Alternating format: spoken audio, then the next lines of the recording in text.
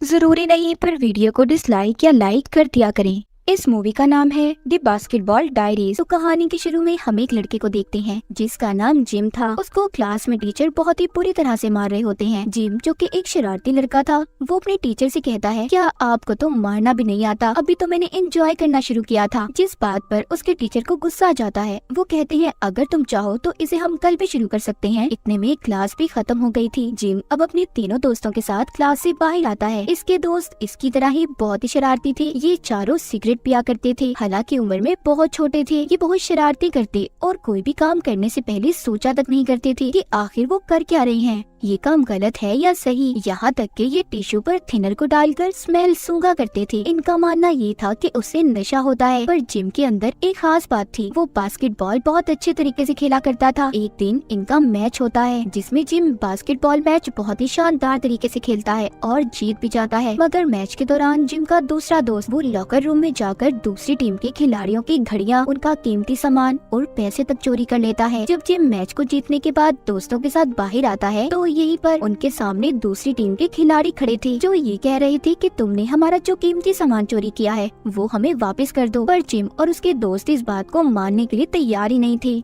इसीलिए ये टीम के साथ लड़ना शुरू हो जाते हैं। दोनों एक दूसरे को मार रहे थे। जिसके बाद हम देखते हैं जिम हॉस्पिटल में अपने एक दोस्त से मिलने जाता है जिसको ब्लड कैंसर था। जिम का ये दोस्त जब 6 साल का था, जब से इनकी बहुत अच्छी दोस्ती थी। जिम का दोस्त भी ये जानता था कि वो बहुत अच्छा बास्केटबॉल प्लेयर है। मगर 2 साल पहले जिम के दोस्त को पता चला कि वो बीमार है। जिम दिल से चाहता था कि उसका दोस्त ठीक हो जाए क्योंकि ये उसे दुनिया में अपना सबसे करीबी मानता था। जिम उसे घुमाने बाहर लेकर जाता है मगर उसे ये बिल्कुल भी अच्छा नहीं लगता, इसलिए जिम उसे वापस से हॉस्पिटल छोड़कर अपने घर आ जाता है। जिम ज्यादातर अपना वक्त स्कूल के 3 दोस्तों के साथ रहकर गुजारा करता था। उसके पास बास्केटबॉल के साथ साथ एक और महारत थी, वो थी उसकी राइटिंग। जब भी जिम के दिमाग में कोई ख्याल आता, कोई पोयम, तो वो उसे अपनी डायरी में लिख लिया करता था। उधर जिम का दोस्त जो हॉस्पिटल में बीमार था वो भी कुछ दिन बाद मर जाता है। जिम जब उसे देखने जाता है जिसकी हालत बहुत बुरी थी, वो अपनी बीमारी से ढांचे में बदल गया था। जिम उसकी ऐसी हालत देखकर बहुत रोता है। उसकी मौत के बाद इसे कुछ समझ नहीं आता कि वो अब अपनी जिंदगी में क्या करे। जिम अपने स्कूल के दोस्तों के साथ जब फिल्म देख कर आ रहा था तो भी वो बहुत दुखी था। वो बस अपने दोस्त की मौत के बारे में ही सोच रहा था, इसीलिए वो अपने दोस्तों को छोड़कर एक बेसमेंट में जाता है जहाँ पर कुछ लोग बैठे हीरोइन का नशा कर रहे थे। जिम वहाँ पर पहली बार उनसे इंजेक्शन लेकर खुद को लगा लेता है और उसे लगाने के बाद तो जिम का जैसे दुख दर्द सब कुछ खत्म हो गया था। वो एक अलग ही दुनिया में पहुँच गया था। और जब ये अपने घर आता है, इसकी मॉम इसकी ऐसी हालत देखकर बहुत ज्यादा परेशान होती है। जिम अपनी मॉम से कहता है कि मॉम मुझे छोड़ दें, आप कुछ नहीं जानती। अब आहिस्ता आहिस्ता जिम और उसके दोस्तों ने इस नशे को करना शुरू कर दिया था। यहाँ से शुरू हुई थी जिम की बर्बादी। पहले तो ये हफ्ते में 1 दफा ही करते थे, फिर 2 दिन, और फिर आहिस्ता आहिस्ता इन्हें ऐसा लगने लगा कि इन्हें हर वक्त वो नशा चाहिए। मगर इस नशे के लिए बहुत सारे पैसे चाहिए थे, इसीलिए रात को जब एक बूढ़ी औरत अपने घर जा रही थी तो ये उसका पर्स चोरी कर लेते हैं। यहाँ तक कि जिम का एक दोस्त उस बूढ़ी औरत को बहुत मारता है। अगले दिन स्कूल में जब ये लोग चर्च में जाते हैं तो वहाँ पर फादर इन्हें अंदर आने का कहते हैं। जिम जाने से मना कर देता है और कहता है कि आज मैं चर्च में नहीं आऊंगा। पर फादर के कहने पर वो चला जाता है और जिम को कन्फेस रूम में बिठाया गया था। दरअसल ये एक ऐसा कमरा था जहाँ पर एक इंसान फादर के सामने दिल की बात कहा करते थे जो फादर और उस इंसान के दरमियान में ही रहा करती थी। यहाँ पर जिम फादर को सब बताना चाहता था, अपने बुरे काम, अपने नशे के बारे में, मगर कुछ भी नहीं बताता। वो रोज ये सोचता बस आज वो नशा करेगा जो आखिरी बार होगा। पर वो दिन कभी आया ही नहीं कि जिम ने नशे को छोड़ा हो। नशा अब उसकी आदत बन चुकी थी, क्योंकि किसी भी चीज की आदत छोड़ना इंसान के लिए बहुत मुश्किल है। एक दिन जिम स्कूल के बाथरूम में नशा कर रहा था जहाँ पर इसके मैच का कोच इसे देख लेता है। जिम नशे में था, कोच उसका फायदा उठाने की कोशिश करता है और उसे पैसे भी देता है। पर जिम को जब थोड़ा सा होश आया था तो वो उसे मारकर वहाँ से भगा देता है। अगले दिन जिम का मैच था। ये मैच से पहले भी नशा करता है। यहाँ पर इसी का एक दोस्त इसे मना कर रहा था, कहता है कि ऐसा मत करो यार, पर ये उसकी बात नहीं मानते और उसे छोड़कर तीनों दोस्त नशे की गोलियां ले लेते हैं।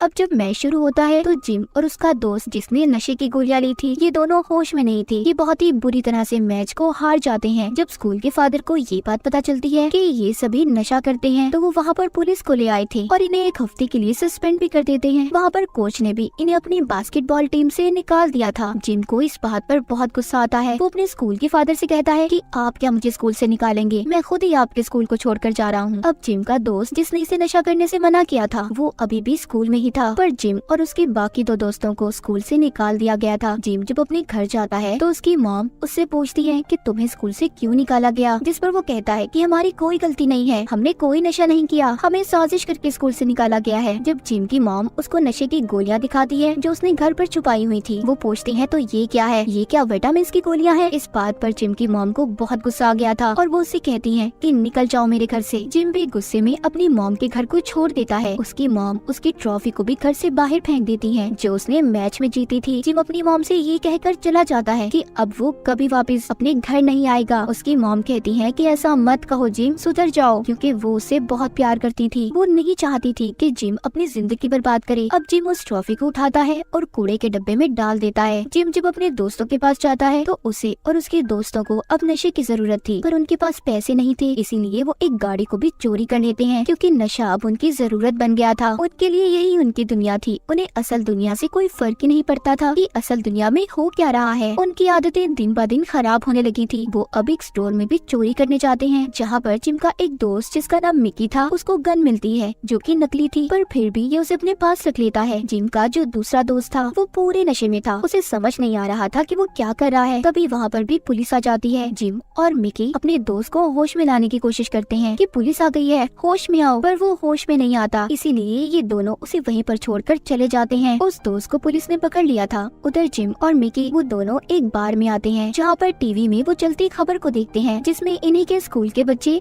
जो कि अब मैच में आगे जाने के लिए सिलेक्ट हो गए थे, उन्होंने अपने मॉम डैड के सर को फख्र से बुलंद कर दिया था। जब जिम और मिकी इस खबर को देखते हैं तो उदास हो जाते हैं क्योंकि ये कभी इनका भी ख्वाब हुआ करता था। जिम अब अपनी मॉम के पास जाता है मगर वो छुपकर अपनी मॉम को देख रहा था क्योंकि उसके अंदर हिम्मत ही नहीं थी कि जिंदगी में इतनी गलतियां करने के बाद ये अपनी मॉम का सामना कर सके। इसीलिए दोबारा से ये उसी जगह पर आ जाता है जहाँ पर ये नशा किया करता था। तभी वहाँ पर एक आदमी आता है जो जिम को बहुत मार रहा था क्योंकि जिम ने उसकी दोस्त को नशा दिया था जिससे उसकी मौत होने वाली थी। जिम उस आदमी से कहता है कि इसमें मेरी क्या गलती थी, तुम्हारी दोस्त ने उस नशे को हजम नहीं किया। पर वो आदमी उसे बहुत मारता है और सीढ़ियों से भी नीचे गिरा देता है। जिम के दिमाग ने अब काम करना भी बंद कर दिया था। उसको अलग अलग तरह से हेलुसिनेट होना शुरू हो जाता है। कभी उसे नजर आता है कि वो बास्केटबॉल खेल रहा है जिसके नेट में आग लगी हुई है, लेकिन ये सब उसका सिर्फ ख्याल था। वो आदमी उसे मारकर बर्फ के ऊपर गिरा गया था। तभी यहाँ पर एक और आदमी आता है जिसका नाम रेगी था। जिम जब नशा नहीं करता था तो रेगी इसके साथ बास्केटबॉल प्रैक्टिस किया करता था। उसे ये बात पता थी कि जिम एक बहुत अच्छा प्लेयर है, इसीलिए ये उसे उठाकर अपने घर ले जाता है। जब जिम को होश आता है तो वो रेगी के घर से जाना चाहता था। जब वो अपने कोट की जेब को चेक करता है तो उसमें उसकी नशे की दवाई नहीं थी। जिम उस आदमी से कहता है कि तुम मेरे नशे की दवाई मुझे दे दो, पर वो कहता है नहीं, मैं ऐसे तुम्हें तुम्हारी जिंदगी बर्बाद करने नहीं दे सकता। वो उसी के सामने उसकी नशे की दवाई को पानी में फ्लैश कर देता है। जिम को उस पर गुस्सा आ रहा था। वो अपने कंट्रोल से बाहर हो जाता है और रेगी से कहता है कि तुमने मेरे नशे को जाया किया, अब तुम मुझे इसके पैसे दोगे। पर रेगी उसे पकड़ लेता है और कहता है कि तुम यहाँ से अब कहीं नहीं जाओगे जब तक तुम खुद पर कंट्रोल ना कर लो। वो उसके कमरे के आगे पहरेदारों की तरह बैठ जाता है। नशा ना करने की वजह से जिम की हालत बहुत ज्यादा खराब थी, मगर अब आहिस्ता आहिस्ता वो नॉर्मल हो रहा था। जब सुबह होती है तो रेगी उससे कहता है कि मैं अपने काम पर जा रहा हूँ, तुम यहीं पर रहना। रेगी के जाने के बाद जिम खुद पर कंट्रोल करने की कोशिश करता है पर नहीं कर पाता। उसे एक बार फिर पूरी दुनिया घूमती नजर आ रही थी। वो रेगी के घर में पैसे ढूंढने लगता है पर उसे नहीं मिलते, इसीलिए वो अब यहाँ से एक लड़के के पास जाता है जो पहले कभी इसकी दोस्त हुआ करती थी। ये लड़की भी नशा करती थी। जिम अब उससे पैसे मांगता है पर वो नहीं देती क्योंकि एक बार इसने भी जिम से पैसे मांगे थे पर जिम ने देने से मना कर दिया था। जिम उसकी बहुत मिन्नतें करता है, इसीलिए वो लड़की अब बैग से पैसे निकाल कर जमीन पर फेंक देती है और चली जाती है। जिम को उसकी इस हरकत पर बहुत गुस्सा आता है। वो कहता है मैं जानता हूँ तुम कौन हो, तुम एक बुरी लड़की हो, पर वो वहाँ से चली गई थी। अब जिम जमीन पर गिरे हुए पैसों को उठा लेता है क्योंकि वो ऐसे स्टेज पर था जहाँ पर इज्जत नफ्स कोई मायने नहीं रखता। लेकिन अब ये पैसे भी नशा करने के लिए काफी नहीं थे, इसीलिए जिम एक बुढ़े आदमी के साथ गलत काम करके पैसे लेता है, जिसके बाद ये अपने दोस्त मिकी के पास जाता है और ये दोनों मिलकर एक आदमी के पास जाकर उससे नशा खरीदते हैं। मगर जब ये उसे टेस्ट करते हैं तो वो नशा नकली था। ये दोनों भागकर उस आदमी के पीछे जाते हैं जो भागता भागता एक बिल्डिंग की छत पर आ गया था। मिकी जब उसे पकड़ने की कोशिश करता है तो उस आदमी का पाँव स्लिप हो जाता है जिससे जिससे वो नीचे गिरकर मर गया था। जिम जब वहाँ पर पहुँचता है तो मिकी से कहता है कि तुमने क्या कर दिया, अब हमें कोई नहीं बचा सकता, तुमने उसे मार दिया। और जब मिकी नीचे जाकर चेक करता है तो कुछ गैंग के लोग आकर उसे पकड़ लेते हैं और बहुत मारते हैं। पुलिस ने भी उसे पकड़ लिया था। इतना सब होने के बाद भी जिम को समझ नहीं आई थी। वो दोबारा से अपनी मॉम के पास जाता है और कहता है कि प्लीज मॉम मुझे पैसे दे दो, मैं आपका बेटा हूँ, मेरे साथ ऐसा मत करो। पर उसकी मॉम उसे पैसे नहीं देती क्योंकि वो जानती थी कि अगर उन्होंने उसे पैसे दिए तो वो नशा करेगा और अब उसकी मॉम ऐसा नहीं चाहती थी। तो इसीलिए वो पुलिस को फोन करती हैं क्योंकि वो ये सोच रही थी कि शायद जिम जेल में रहे तो नशे की आदत को वो छोड़ देगा। जिम को पुलिस वहाँ पर आकर पकड़ कर ले जाती है। वो अपनी मॉम से यही कह रहा था, प्लीज मॉम मुझे बचा लें, मैं सुधर जाऊंगा। पर उसकी मॉम उसकी एक नहीं सुनती। जिम ने जितने भी गुनाह किए थे उसे 6 महीने की सजा दी जाती है। इन 6 महीनों में वो अपनी डायरी जो लिखता था उसे भी पूरा कर लेता है। और जब 6 महीने बाद वो जेल से बाहर आया तो हम उसे एक स्टेज के बाहर देखते हैं। दरअसल यहाँ पर उसने अपनी पोइट्री शायरी को पढ़ना था जो उसने अपनी डायरी में लिखी थी। तभी वहाँ पर उसका दोस्त आता है जिसको पुलिस ने सबसे पहले पकड़ा था। वो कहता है, जिम मेरे पास एक बहुत अच्छा नशा है। पर जिम कहता है, नहीं,